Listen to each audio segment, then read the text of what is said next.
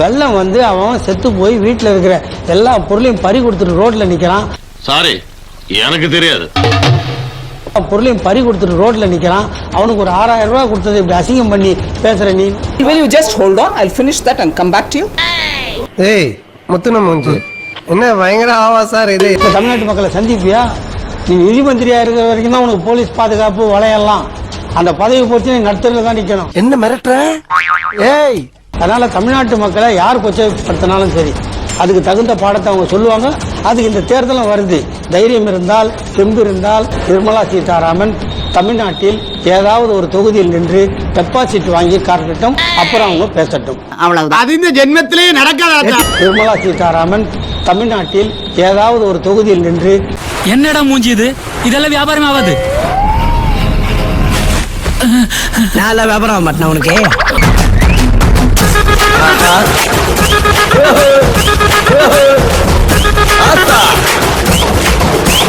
எப்ப பாரு இன்னொருத்தரோட போட்ட பிக்சர் நம்ம வாழ அஜி சொல்லுங்க. இன்னும் கொஞ்ச நாளைக்கு நம்ம தான் ட்ரெண்டிங்ல இருப்போம். நம்ம ட்ரெண்டிங்? ஆமா, நம்ம மட்டும் தான் இருப்போம். தேவையில்லை. நம்ம பிக்சர்னா நம்ம ரோட்ல தட்டு எடுத்து போனோம். அறிவில்ல இவங்க அப்பா மூட்டு காசை எடுத்து குடுக்குறா. நீங்க தான் வந்து பிச்சை எடுக்கணும். தமிழ்நாட்டுல வந்து நாங்க பிச்சை எடுக்க மாட்டோம். உண்டில போடாத, எங்க கொடுக்கணுமோ கொடுத்துட்ட. அவங்க எது பேசினாலும் தப்பா தான் பேசுறாங்கன்னா எப்பவுமே அப்பத்துல இருந்து நிதியமைச்சர். அப்ப அவங்க எங்க கிட்ட மட்டும் பிச்சை கேட்கலாமா? பிச்சை கேட்கறாங்கல்ல, ஓட்டு வந்து கேட்கும்போது அவங்க கேட்கறது பிச்சை தானே. ஐயா தர்மம் கிரும ஏதாச்சும் பண்ணுங்க ஐயா. வீடு இடிஞ்சு வந்துருச்சா, இந்த 500 ரூபாய் எடுத்துட்டு அந்த மாதிரி கட்சியோட நம்ம அரசு நாடு முன்னேறும். தயவு பண்ணி இல்ல, நீங்க வந்து மென்டல் பேசலாம் பேசாதீங்க.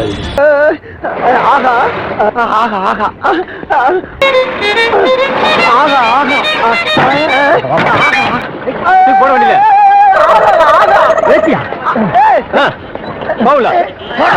என்ன அசிங்கப்படுத்துறீல்ல? நான் இதே தூத்துக்குடி தொகுதியில நின்னு ஒரு நாளைக்கு சாமாவும் ஆய் காட்டுறேன். என்னது? சட்டமன்ற உறுப்பினர் எம்எல்ஏ அப்படி விளங்குற மாதிரி சொல்லல, விளங்காத பையன். அவங்கள தேவைன்னா பெட்ரோல் விலை ஏத்துவாங்க, கேஸ் விலை ஏத்துவாங்க.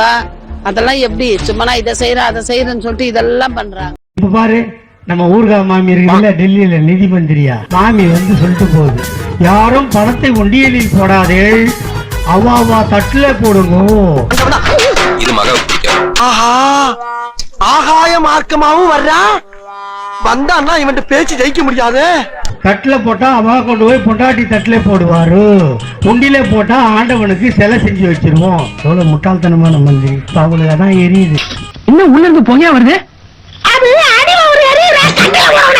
1952லயே சொல்லிட்டுடா, கோயில் கூடாது என்பதல்ல எங்கள் இலக்கம், கோயில் கொள்ளையர்கள் கூடாரமாக மாறிவிடக் கூடாது என்பதற்காக. இங்கே இருக்கக்கூடிய மழை வெள்ளத்தை பார்ப்பதற்கு நிர்மலா சீதாராமன் அவர்கள் நிதியமைச்சர் இங்கே வந்து அவர் ரொம்ப அக்கறையா விசாரிச்சது அந்த கோயிலை சுத்தி இருக்கக்கூடிய அந்த தெருக்கள் சகதியாக இருக்கிறது. ரொம்ப முக்கியம். அங்க இருக்கக்கூடிய குருக்களுக்கு என்ன சம்பளம் கொடுக்கறாங்க? உங்களுக்கு அன்றாட வாழ்க்கை எதுவும் பாதிப்பு இருக்கா? கேஸ் சிலிண்டர் விலை உயர்ந்ததுனால உங்களுக்கு எதுவும் பாதிப்பு? எந்த பாதிப்பு இல்லை. பாதிப்பு இல்ல. உயர்ந்தா ஒண்ணும் பரவாயில்ல. பரவாயில்ல. பணம் நிறைய வச்சிருக்கீங்களோ? சோரி முடிச்ச மொன்னா நாயி அந்த முக்குல போய் உட்கார்ந்து பிச்சை எடுக்க போகுது. அதுக்கு லவுட்டம் பாரு. உண்டியல்ல காசு போடாது. இதுதான் ஒன்றிய நிதி அமைச்சருக்கு கவலை. நாடு எங்க சார் போகுது? நாடு நாசமா போகுது. உனக்கு என்ன பிரச்சனை? அதத்தான் சார் நானும் சொல்றேன். இங்கே மக்கள் என்ன பாடுபட்டுக் கொண்டிருக்கிறார்கள். வாழ்வாதாரம் அழிந்திருக்கிறது. அடுத்த வேளை உணவுக்காக தவித்துக் கொண்டிருக்கிறார்கள். வியாபாரம் நசுந்து விட்டது.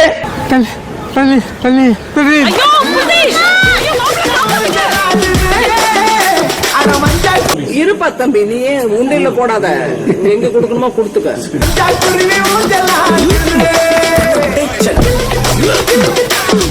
₹1 கொடுக்கல. இதுவரைக்கும் தரப்பட்ட பணம் எல்லாம் தமிழ்நாடு அரசு, நம்முடைய முதலமைச்சர் அவர்கள் திராவிட முன்னேற்ற கழக ஆட்சி தந்தது. ஆமா, இந்தாங்கோ லைன் ஜூஸ். லைன் கொஞ்சம் எக்ஸ்ட்ரா இருக்கும். சால்ட் தான் ஜாஸ்தியா இருக்கு. தமிழ்நாட்டை திருடி திங்க குஜராத்தி கோமாளி வந்தான் ஐயா. வதெல்லாம் விருந்தொம்பி வேடாண்மை செத்தர் போட்டு ₹1 வரி பணத்தில் 26 காசு திருப்பி தந்தான் ஐயா.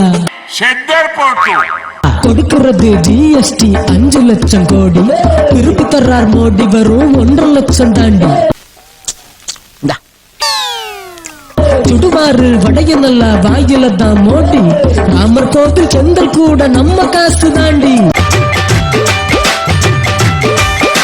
ரூபா நோட்டு செல்லாதுன்னு அறிவிச்சாரு மோடி கருப்பு பணம் ஒளியும்னு கதை விட்டார் மோடி அத வேற ஞாபகப்படுத்திட்டீங்க நெஞ்சமெல்லாம் பொண்ணு அறக்கு தம்பி மறக்க முடியல மக்கள் எல்லாம் பணம் இழந்து போனதுதான் மிச்சம் அக்கௌண்ட்ல ஏறலையே 15 லட்சம் ஏண்டா இந்த ஊரு இன்னமுமா நம்மள நம்பிக்கிட்டு இருக்கு அது அவனுக்கு வீதி 15 லட்சம் தமிழ்நாட்டை திருடித்தீங்க. பெரிய வீட்டுக்கு போனதுக்கு அப்புறம் அதற்கான வாடகை இன்னொருத்தர் கொடுக்குறாங்க. வீட்டினுடைய வாடகை ஒரு நண்பர் கொடுப்பார். நான் பயன்படுத்தக்கூடிய கார் ஒரு நண்பருடைய பெயரில் இருக்கிறது. அவருடைய காரை பயன்படுத்திக் கொண்டிருக்கின்றேன். விழிச்சுக்கணும் மக்கள் எல்லாம் தெரிஞ்சுக்கணும். வீட்டினுடைய வாடகை ஒரு நண்பர் கொடுப்பார். மழை வெள்ளம் வந்தாலும் நிதி கொடுப்பதில்லை. மாநிலத்தின் கோரிக்கைக்கு செவி மடுப்பதில்லை. நான் நினைச்சா பண்ணலாம் சோ ஆனா பண்ண மாட்டேன். ஒன்றியமே உன்னால எப்போதும் சொல்ல எங்களோட பொறுமைக்கும் இருக்குதையா இல்ல. தமிழ்நாட்டை திருடித்தீங்க குஜராத்தி கோமாளி வந்தாங்கய்யா. தமிழ்நாட்டுக்கு மோடி என்ன செஞ்சாரு கடவுளே மதுரையில எப்பதான் எய்ம்ஸ் வரும்? மதுரையில் எய்ம்ஸ் வரும் காலத்தில் நானே இருக்க மாட்டேன். மோடி என்ன செஞ்சாரு? ஆமா மோடி என்னதான் செஞ்சாரு? பெட்ரோல் டீசல் விலையை பொறுத்தளவுக்கு மத்திய அதாவது இந்த கம்பெனிகள் எண்ணெய் நிறுவனங்கள் அதை உலக சூழ்நிலைக்கு உலக பொருளாதாரத்தை முன்னிட்டு உலக அளவிலான என்னதான் சொல்ல வர என்ன சொல்ல வர எதுவுமே புரியல. மோடி தமிழ்நாட்டை நல்லா வச்சு செஞ்சுட்டாரு. நாம குடுக்கிற வரி பணத்தை பாஜகவோட கட்சி செலவுக்கு வச்சுக்கிட்டு நம்மளோட 1 ரூபாய் வரி பணத்துக்கு வெறும் 26 பைசா தான் திருப்பி கொடுத்துட்டு இருக்காரு.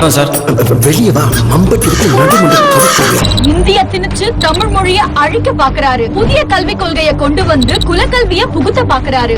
சமஸ்கிருதத்துக்கு வாரி வாரி நிதிய கொடுத்துட்டு தமிழ் மொழிக்கு நிதி ஒதுக்காம வஞ்சம் வைக்கிறாரு. ஜிஎஸ்டி வரிய கொண்டு வந்து திருப்பூர் மாதிரியான தொழில் நகரங்களோட பிசினஸ மொத்தமா அழிச்சிட்டாரு. தமிழ்நாட்டோட உன்னத திட்டங்களை பாஜக காரங்களை வச்சு பிச்சைன்னு இழிவுபடுத்துறாரு. 2 கோடி இளைஞர்களுக்கு வேலை வாய்ப்புன்னு பொய் சொல்லி எல்லா இளைஞர்களோட வாழ்க்கையும் கேள்விக்குறியா மாத்திட்டாரு. அந்த கன்றாவி பொய்யத்தான் எல்லாருக்கும் சொல்றேனே, அது அவனுக்கு விளங்குதா? தமிழ்நாட்டுல எய்ம்ஸ் கட்டுனா தமிழ்நாடு அபார வளர்ச்சி அடைஞ்சிரும்னு ஒத்த செங்கலை வச்சு எய்ம்ஸ்க்கு சமாதி கட்டினாரு. தமிழ்நாட்டுல ரயில்களோட எண்ணிக்கையை அதிகரிக்க விடாம ஏற்கனவே இருக்கிற ரயில்களோட எண்ணிக்கைய குறைச்சிட்டு இருக்காரு.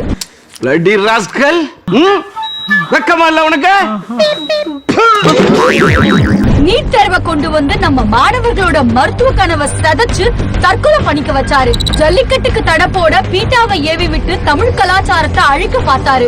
RN ரவி மாதிரியான ஒன்றிய கைகூலிகளை தமிழ்நாட்டுக்கு ஆளுநரா நியமிச்சு மாநில உரிமைகளை பறிக்கிறாரு. வெள்ளத்துல மக்கள் தவிதவிச்சு இறந்துட்டு இருக்கும் போது தமிழ்நாட்டுக்கு நிவாரண நிதி ஒதுக்க முடியாதுன்னு பழி வாங்குறாரு. தமிழ்நாடு அரசு சொந்த நிதியில பண்ற திட்டங்களுக்கு பாஜகவோட ஸ்டிக்கரை ஒட்டுறாரு. இதுக்கெல்லாம் பேர் எனக்கு தெரியுமா?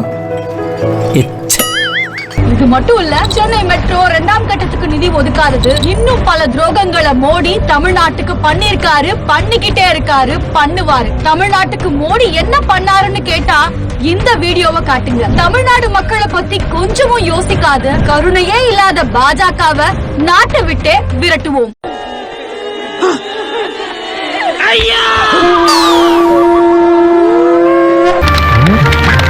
என்ன நீ பாட்டுக்கு மானாவரியா தட்டுற? துபாய் வரைக்கும் போகணும்ல. இதுதான் சொல்றேன்.